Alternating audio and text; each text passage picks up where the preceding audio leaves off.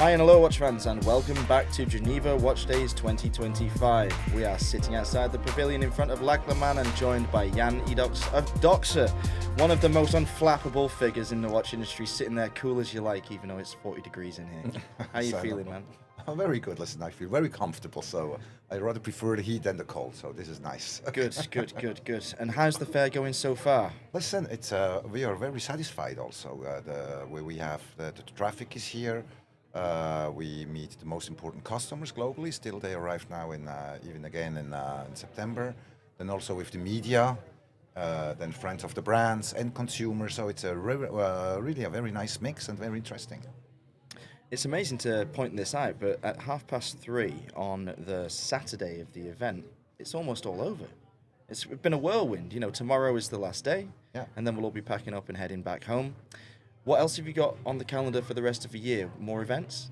So yes, of course. So one event for us where we're looking forward is Dubai Watch Week. That little old thing. That little small event. No, we're really in an amazing partnership with the family Siddiqui, where we also be able soon to see a limited edition coming up for the 75th anniversary, and then we still have a small cookie for Dubai Watch Week by its own. Nice. In a collaboration. Then we still have events onwards the end of the year. You have all the celebrations, the Watch of the Years in many categories in different countries. You can't be everywhere. Then we also have launches of limited editions still with our esteemed retail partners. So it will not be a boring time. No, it's been very busy for you over the last couple of years with a swath of new models and a reimagining of some classics and some new sizes that found favor with watch media and I assume the buy-in public. Can you give us an indication of what Doxa is expecting to do in 2026? Oh, so what I can tell, the 226 is completely planned. Already? Wow. Yes. Told you. You can't catch him off guard. He's like, yeah, whatever. The answer is there's no hesitation, no Watchmaking stutter, is easy. nothing. Just butter. Like, what do you think, Rob? What do you think I do? Yeah. This is my job. Go on, tell us something. What's coming? So it will be a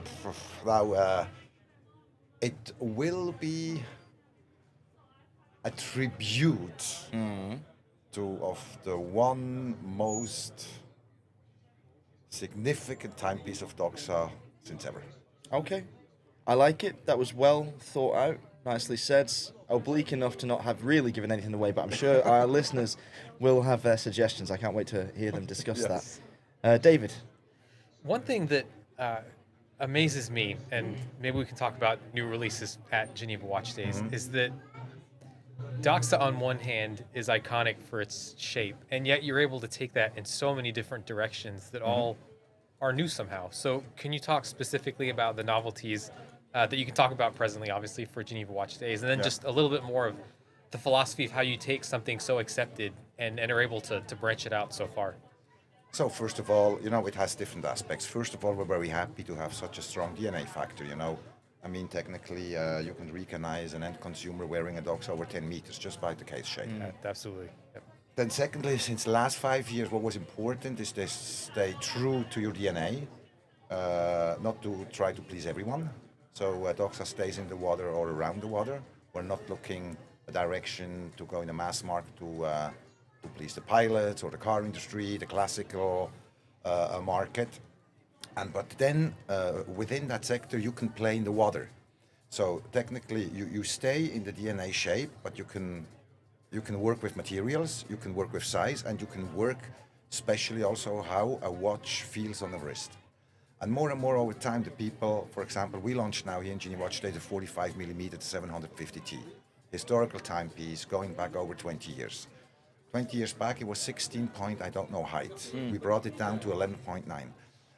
And the end consumer, when he sees on the paper, oh, this is a 45, this is too big. The reaction is, put it on your wrist, it feels like a 43.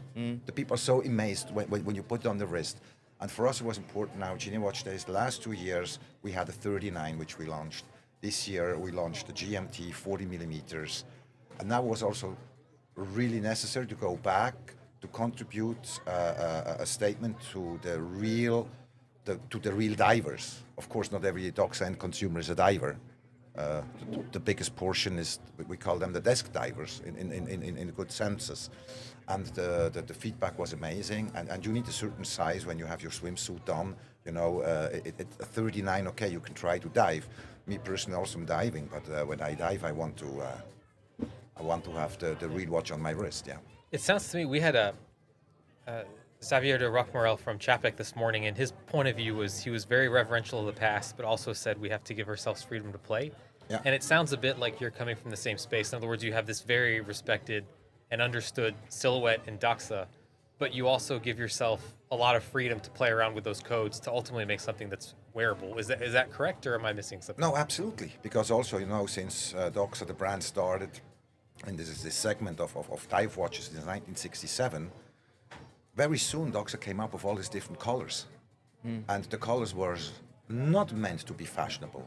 I'm all the time when, I don't know, some years ago, the Tiffany blue came up, and I was laughing. I said, look at Doxa, some journalists saw it, the aquamarine, look, it's when Doxa is using aquamarine. So it has a function behind, but at the same time, what everything is colorful. We talk about water, we talk about diving, we talk about beaches.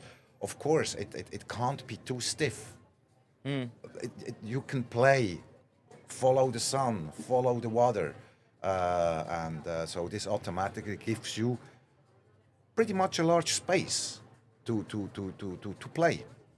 And one thing, going back to Rob's comment about you being unflappable and having everything planned, as we know, things in the world are highly unplanned right now. And so without going into any, obviously, too fine details, how is it that you're navigating that? How are you keeping this fixed plan consistent with some of the things around the world that are changing very quickly? So, well, listen, I cannot talk for others, but it's also here, it's not complex.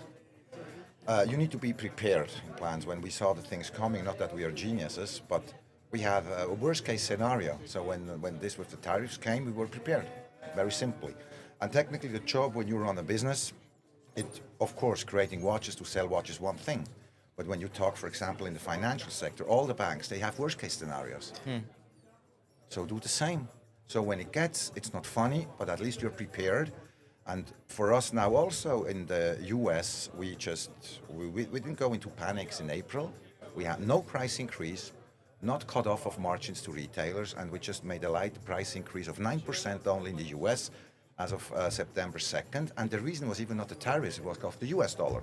Yeah. I needed to take care, it lost 10%, and I needed to secure that the certain price level in the US stands up compared to the other markets. So I'm not here now to punish, to be in panic and all this. And for us in the US, it's business as usual.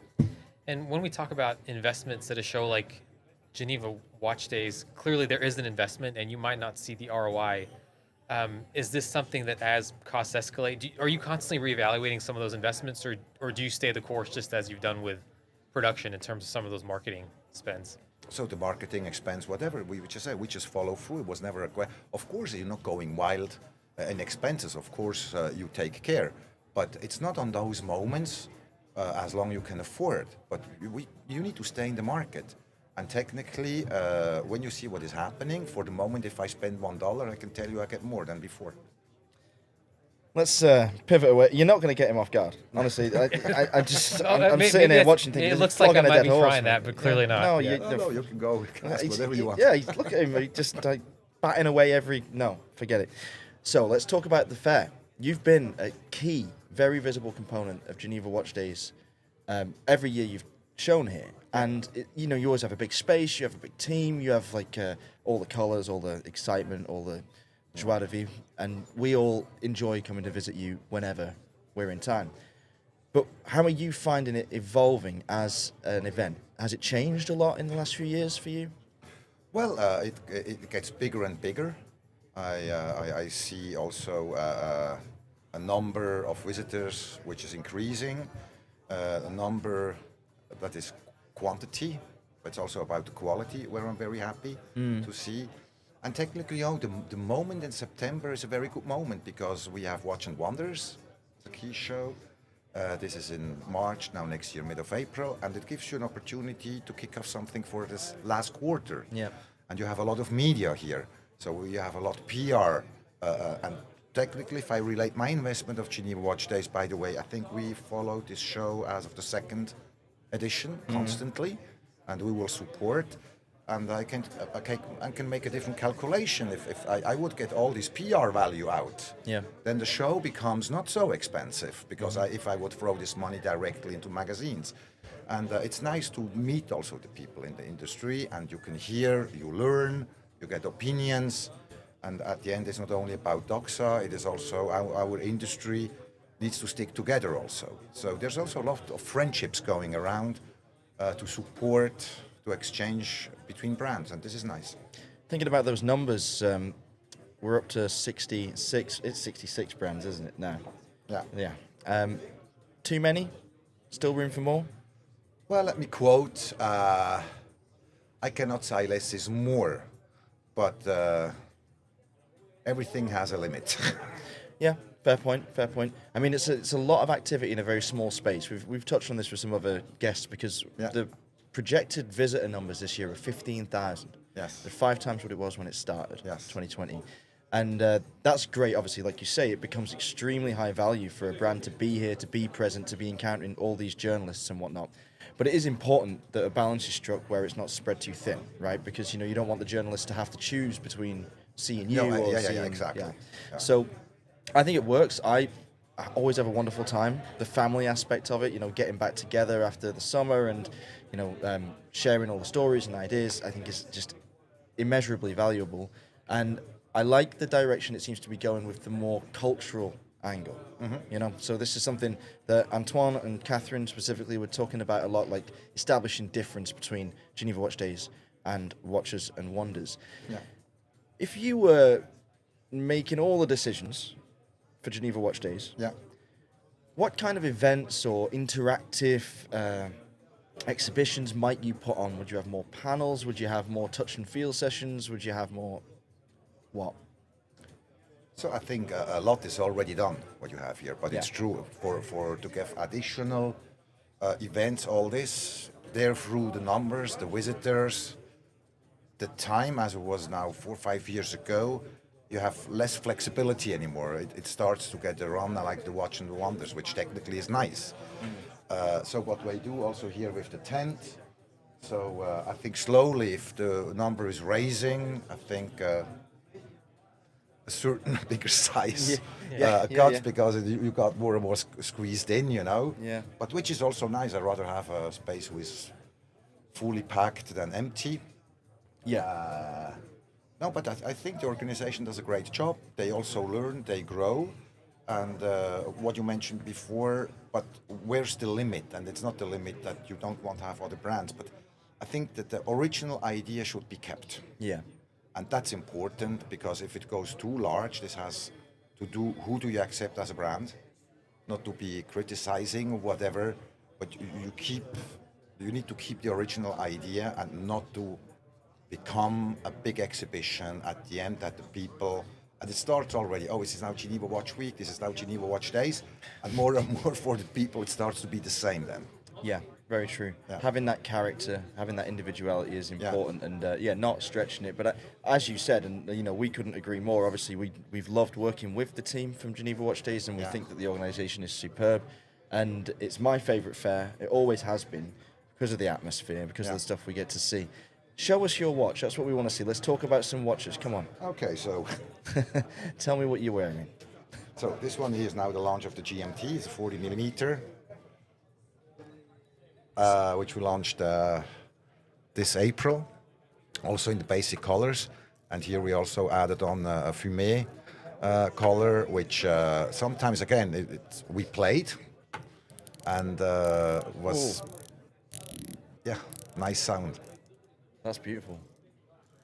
And also with the GMT, this was really over years the market was asking for.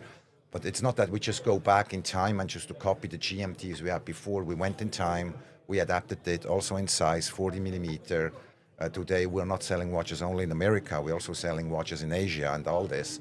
So you need to play also with sizes, and this one was very well received. It's not like, say, the very bulky diver watch which you use during the day in the office, And It's like a tropical fume sort of. Yes. It's lovely.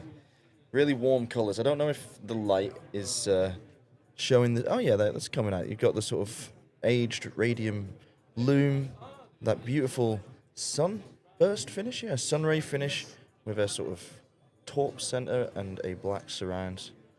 Yep, very legible, very classy, very under the radar. Beautiful size as well. 40mm is a great sweet spot, isn't it? And very light for how heavy duty it is.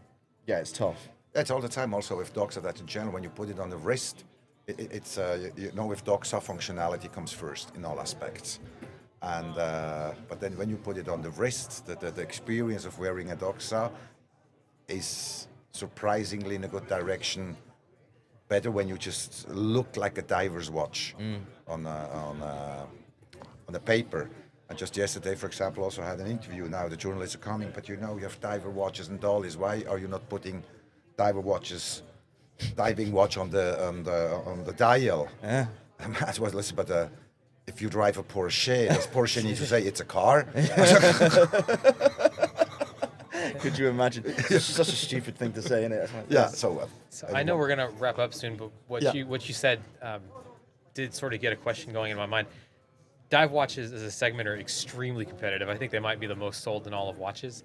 But you mentioned wearability. Do you think it's got to be hard to stand out in the market? But is the wearability really what you think sets you apart? No, not only. Okay. No.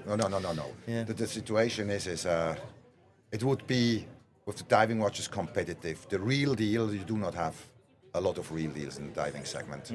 That would be the same if Doxa would start to make pilot watches. I can tell you that's not a territory where I could design it, I could launch it. But if I see diving watches, when I see the height and they have a see-through on the back, not going further. So there it starts already. And if you want to have a see-through, your watch will be as thick as. So I cannot stand off other brands, but if the diving is a part of a category of everything, me as an end consumer, okay, I'm a desk diver, I like it, I buy it, I know the brand, but anyone who is a bit interested of legitimacy in history, where the experience comes from, I think a lot of brands, they fall off the picture. Very clear. Yeah, I mean, you've also got, the iconic colours, and that's not misapplication of the term iconic. Your oranges, your turquoise, the yellows, that they really stand out. They pop, they're unique. Yeah. And the wearability, I mean, the lugs are so forgiving on a Doxa. That's the thing. You've got so much shape and so much form and so much visual interest, but it's in such a compact footprint that, I think it's a great everyday watch. And I really love the 39s. I was surprised because it wasn't something I'd ever thought was necessary. Necessary maybe isn't the word, but absolutely wonderfully executed.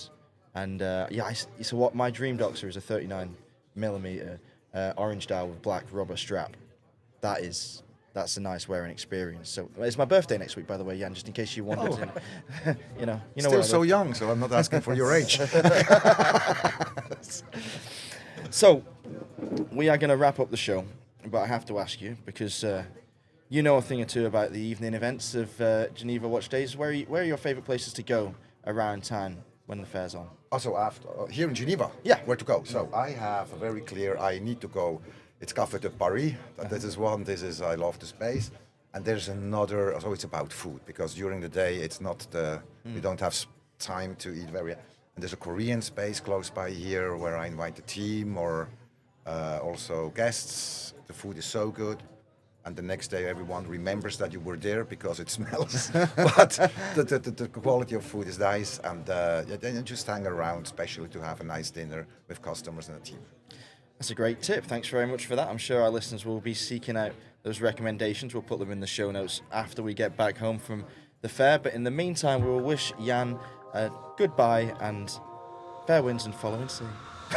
So thank you very much. It was very nice talking to you guys. Thank you.